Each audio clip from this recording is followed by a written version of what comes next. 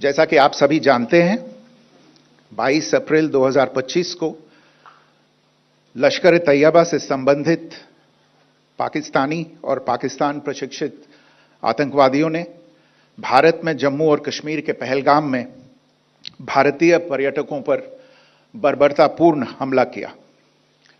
25 भारतीयों और एक नेपाली नागरिक को कायरतापूर्ण मौत के घाट उतार दिया गया। मुंबई के 26 नवंबर 2008 के हमलों के बाद यह भारत में हुई किसी आतंकवादी हमले में मारे गए आम नागरिकों की संख्या की दृष्टि से सबसे गंभीर घटना है। पहलगाम का हमला अत्यधिक बर्बरतापूर्ण था, जिसमें वहां मौजूद लोगों को करीब से और उनके परिवारों के सामने सिर पर गोली मारी गई। हत्या के इस तरीके से परिवार के सदस्यों को जानबूझकर आघात पहुंचाया गया। साथ ही उन्हें यह नसीहत भी दी गई कि वे वापस जाकर इस संदेश को पहुंचा दें। यह हमला स्पष्ट रूप से जम्मू और कश्मीर में बहाल हो रही सामान्य स्थिति को बाधित करने के उद्देश्य से किया गया था। चूंकि पर्यटन फिर से अर्थव्यवस्था का मुख्य आधार बन रहा था, इस हमले का मुख्य उद्देश्य इसे प्रतिकूल रूप से प्रभावित करना था। पिछले वर्ष आप सभी जानते हैं 2.25 करोड़ से अधिक पर्यटक कश्मीर आए थे। इस हमले का मुख्य उद्देश्य इसलिए संभवतः यह था कि इस संघ राज्य क्षेत्र में विकास और प्रगति को नुकसान पहुंचाकर इसे पिछड़ा बनाए रखा जाए और पाकिस्तान से लगातार होने वाले सीमा पार आतंकवाद के लिए उपजाऊ जमीन बनाने में सहायता की जाए। हमले का यह तरीका जम्मू और कश्मीर और शेष राष्ट्र दोनों में सांप्रदायिक दंगे भड़काने के उद्देश्य से भी प्रेरित था। इसका श्रेय सरकार और भारत के सभी नागरिकों को दिया जाना चाहिए कि इन प्रयासों को विफल कर दिया गया। एक समूह ने खुद को रेजिस्टेंस फ्रंट TRF कहते हुए इस हमले की जिम्मेदारी ली है। यह समूह संयुक्त राष्ट्र द्वारा प्रतिबंधित पाकिस्तानी आतंकवादी समूह लश्कर-ए-तैयबा से जुड़ा हुआ है। यह उल्लेखनीय है कि भारत ने मई और नवंबर 2024 में संयुक्त राष्ट्र की 1267 कमेटी की सैंक्शंस मॉनिटरिंग टीम को अर्धवार्षिक रिपोर्ट प्रस्तुत की थी, जिसमें TRF के बारे में साफ इनपुट दिए गए थे। इससे पाकिस्तान स्थित आतंकवादी समूहों के लिए कवर के रूप में TRF की भूमिका सामने आई थी। इससे पहले भी दिसंबर 2023 में भारत ने इस टीम को लश्कर-ए-तैयबा और जैश-ए-मोहम्मद के बारे में सूचित किया था, जो TRF जैसे छोटे आतंकवादी समूहों के माध्यम से अपनी गतिविधियों को संचालित कर रहे हैं। इस संबंध में 25 अप्रैल को UN सिक्योरिटी काउंसिल प्रेस वक्तव्य में TRF के संदर्भ को हटाने के लिए पाकिस्तान के दबाव पर भी ध्यान दिया जाना चाहिए। पहलगाम आतंकवादी हमले की जांच से पाकिस्तान के साथ आतंकवादियों के संपर्क उजागर हुए हैं। रेजिस्टेंस फ्रंट द्वारा किए गए दावे और लश्कर-ए-तैयबा से ज्ञात सोशल मीडिया हैंडल द्वारा इसको रीपोस्ट किया जाना इसकी पुष्टि करता है। चश्मदीद गवाहों और विभिन्न जांच एजेंसियों को उपलब्ध अन्य सूचनाओं के आधार पर हमलावरों की पहचान भी हुई है। हमारी इंटेलिजेंस ने इस टीम के योजनाकारों और उनके समर्थकों की जानकारी जुटाई है। इस हमले की रूपरेखा भारत में सीमा पार आतंकवाद को अंजाम देने के पाकिस्तान के लंबे ट्रैक रिकॉर्ड से भी जुड़ी हुई है, जिसके लिखित और स्पष्ट दस्तावेज उपलब्ध हैं। पाकिस्तान दुनिया भर में आतंकवादियों के लिए एक शरण स्थल के रूप में पहचान बना चुका है। यहां अंतर्राष्ट्रीय स्तर पर प्रतिबंधित आतंकवादी सजा पाने से बचे रहते हैं। इसके अलावा पाकिस्तान ने इस मुद्दे पर विश्व और फाइनेंशियल एक्शन टास्क फोर्स जैसे अंतर्राष्ट्रीय मंचों को जानबूझकर गुमराह करने के लिए भी जाना जाता है। साजिद मीर का मामला, जिसमें इस आतंकवादी को पाकिस्तान ने मृत घोषित कर दिया था और फिर अंतर्राष्ट्रीय दबाव के परिणाम स्वरूप वो जीवित पाया गया, इसका सबसे स्पष्ट उदाहरण है। यह स्वाभाविक है कि पहलगाम में हुए इस हमले से जम्मू और कश्मीर के साथ साथ भारत के अन्य भागों में भी आक्रोश देखा गया। हमलों के बाद भारत सरकार ने स्वाभाविक रूप से पाकिस्तान के साथ संबंधों को लेकर कुछ कदम उठाए। आप सभी उन निर्णयों से अवगत हैं जिसकी घोषणा 23 अप्रैल को की गई थी। तथापि यह आवश्यक समझा गया कि 22 अप्रैल के हमले के अपराधियों और उनके योजनाकारों को न्याय के कटघरे में लाया जाए। हमलों के एक पखवाड़े के बाद भी पाकिस्तान द्वारा अपने क्षेत्र या अपने नियंत्रण वाले क्षेत्रों में आतंकवादियों की इंफ्रास्ट्रक्चर के विरुद्ध कार्रवाई करने के लिए कोई स्पष्ट कदम नहीं उठाया गया है। उल्टे वो इनकार करने और आरोप लगाने में ही लिप्त रहा है। पाकिस्तान आधारित आतंकवादी मॉड्यूल्स पर हमारी खुफिया निगरानी ने संकेत दिया है कि भारत के विरुद्ध आगे भी हमले हो सकते हैं। अतः इनको रोकना और इनसे निपटना दोनों को बेहद आवश्यक समझा गया। आज सुबह, जैसा कि आपको ज्ञात होगा, भारत ने इस तरह के सीमा पार हमलों का जवाब देने और उन्हें रोकने तथा उनका प्रतिरोध करने के अपने अधिकार का प्रयोग किया है। यह कार्यवाही नपीतुली, नॉन एस्केलेटरी, आनुपातिक और जिम्मेदारीपूर्ण है।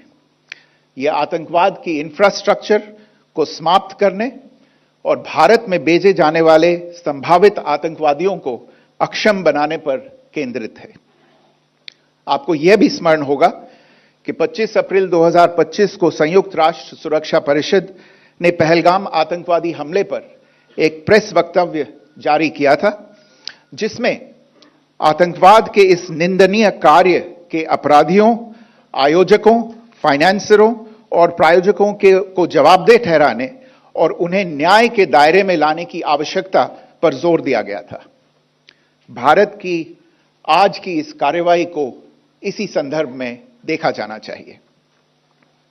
आज आपको 6 से 7 मई 2025 की रात 1:05 से 1:30 बजे के बीच भारतीय सशस्त्र बलों द्वारा अंजाम दिए गए ऑपरेशन सिंदूर के बारे में जानकारी देंगे। ऑपरेशन सिंदूर 22 अप्रैल को पहलगाम में हुए विभत्स आतंकवादी हमले के शिकार मासूम नागरिकों व उनके परिवारों को न्याय देने के लिए लॉन्च किया गया था। इस कार्रवाई में 9 टेररिस्ट कैंप्स को टारगेट किया गया और पूरी तरह से इसे बर्बाद किया गया। पाकिस्तान में पिछले 3 दशकों से टेरर इंफ्रास्ट्रक्चर का निर्माण हो रहा है। इसमें recruitment, indoctrination centres, training areas व लॉन्च पैड शामिल थे, जो पाकिस्तान और पाक अधिकृत जम्मू कश्मीर POJK दोनों में फैले हैं। सबसे पहले सवाई नाला कैंप मुजफ्फराबाद, जो कि POJK के लाइन ऑफ कंट्रोल से 30 किलोमीटर दूर है। यह एक लश्कर-ए-तौयबा का ट्रेनिंग सेंटर था। 20 अक्टूबर 2024 सोनमर्ग, 24 अक्टूबर 24 गुलमर्ग, 22 अप्रैल 2025 पहलगाम, इन हमलों के आतंकियों ने यहीं से प्रशिक्षण लिया था। सैयदना बिलाल कैंप मुजफ्फराबाद, यह एक जैश ए मोहम्मद का स्टेजिंग एरिया है। यह हथियार, विस्फोटक और जंगल सर्वाइवल ट्रेनिंग का केंद्र भी था। गुलपुर कैंप कोटली, यह LOC से 30 किलोमीटर दूर था। लश्कर-ए-तौयबा का बेस था, जो रजौरी, पुंछ में सक्रिय था। 20 अप्रैल 2023 को पुंछ में और 9 जून 2024 को तीर्थ यात्रियों के बस हमले में यहीं से आतंकी को ट्रेन किया गया था।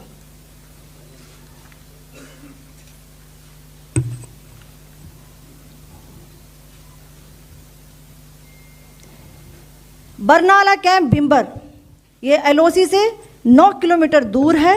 यहाँ पर हथियार, हैंडलिंग, IED व जंगल सर्वाइवल का प्रशिक्षण केंद्र था। अब्बास कैंप कोटली,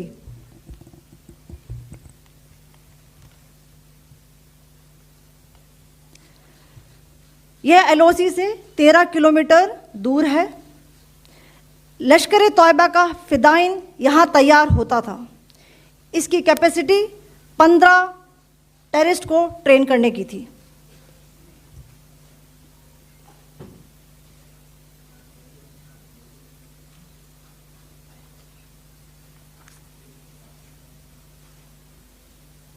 अब मैं पाकिस्तान के अंदर के टारगेट से अवगत कराना चाहूंगी। पहला, सर्जिकल कैंप सियालकोट।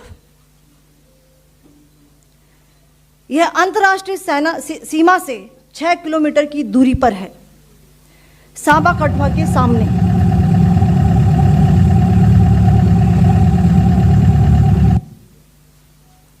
मार्च 2025 में जम्मू एंड कश्मीर पुलिस के 4 जवानों को की जो हत्या की गई थी, उन आतंकवादियों को इसी जगह पर ट्रेन किया गया था।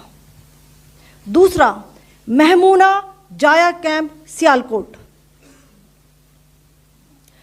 यह 18 से 12 किलोमीटर आईबी से दूर था।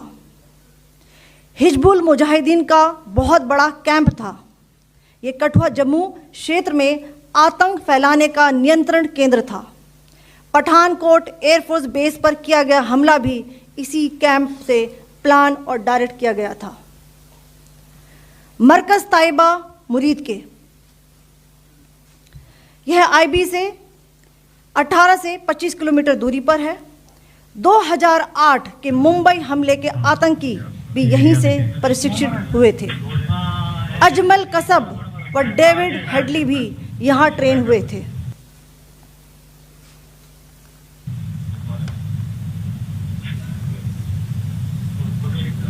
आगे दूसरा आया।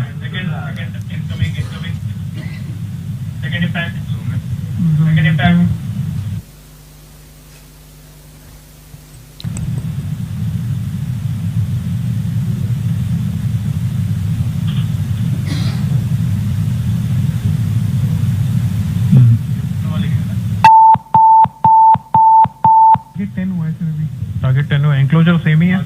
7 it is hit the target. हाँ हाँ।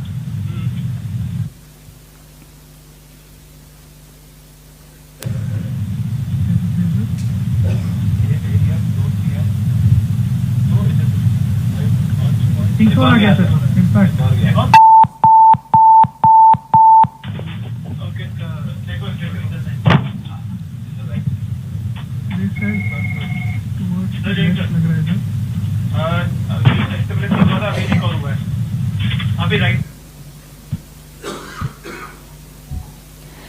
मरकज सुभान अल्लाह भावलपुर, यह इंटरनेशनल बाउंड्री से 100 किलोमीटर दूर है। जैश ए मोहम्मद का मुख्यालय था। यहाँ पर रिक्रूटमेंट, ट्रेनिंग व इंडॉक्ट्रिनेशन का केंद्र भी था। शीर्ष आतंकी अक्सर यहाँ आते थे। मैं आप सबको बताना चाहती हूँ कि किसी भी सैन्य ठिकाने का निशाना नहीं बनाया गया और अभी तक किसी तरह की नागरिक क्षति की रिपोर्ट नहीं है। धन्यवाद। जय